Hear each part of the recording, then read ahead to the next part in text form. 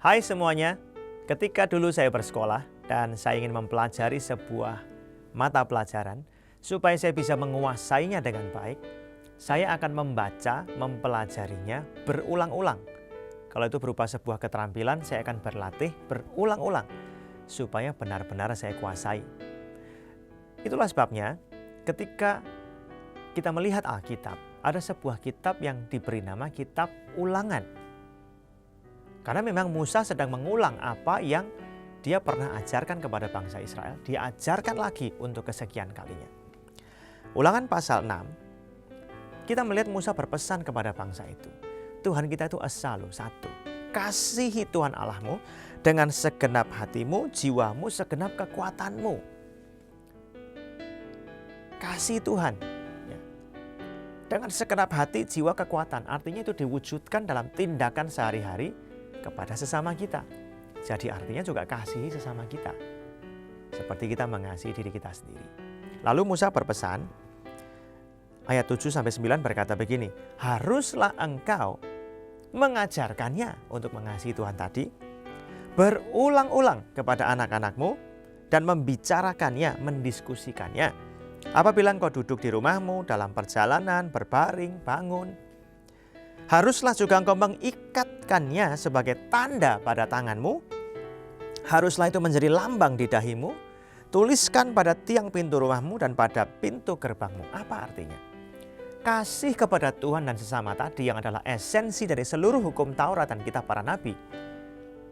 Harus diulang-ulang, dipelajari sehingga mendarah daging dan menghasilkan sebuah perubahan hidup. Dituliskan di tangan dan di dahi. Apa artinya? Pola pikir, keputusan, dan tindakan kita itu haruslah bersumber dari kasih kepada Tuhan tadi dalam kehidupan sehari-hari. Dituliskan di tiang pintu rumah, di pintu gerbang. Apa artinya? Ketika kita keluar dari rumah untuk bekerja, bertemu dengan sesama kita dalam kehidupan kita sehari-hari. Kasih kepada Tuhan itulah yang mempengaruhi semua keputusan dan tindakan kita. Itu arti ungkapan tersebut. Musa memberi perintah kepada bangsa itu yang mengasihi Tuhan dan menjadikan Tuhan sebagai raja dalam hidupnya. Harus mewujudkannya dengan jadi pribadi-pribadi yang memberkati sesama mereka dalam keseharian. Mengasihi sesama. Dan ini harus diwujudkan dalam perbuatan sehari-hari turun-temurun. Bukan hanya 1 atau 2 generasi saja. Saudara, untuk mempelajari firman Tuhan gak bisa cuma sekali 2 kali. Harus berulang-ulang.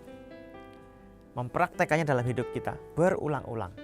Kalau gagal, berusaha lagi. Gagal lagi, berusaha lagi. Sampai bisa berhasil dan terampil. Hikmah apa yang kita bisa petik di sini? Mengajar orang untuk jadi punya karakter yang bagus, terampil melakukan segala sesuatu, butuh kesabaran. Berulang-ulang. Terus-menerus diulang sampai perubahan hidup terjadi.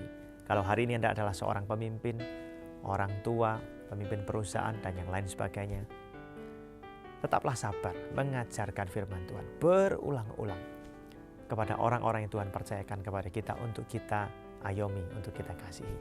Jangan pernah bosan. Ketika kita ini diajar firman Tuhan, dididik, beri diri kita diajar meskipun diulang-ulang. Karena yang penting bukan tahu, tapi kita harus ingat firman Tuhan dan kita lakukan sampai firman Tuhan itu mendarah daging dalam kehidupan kita, menentukan semua keputusan dan tindakan kita setiap hari sebagai bukti bahwa kita mengasihi Tuhan. Tuhan Yesus.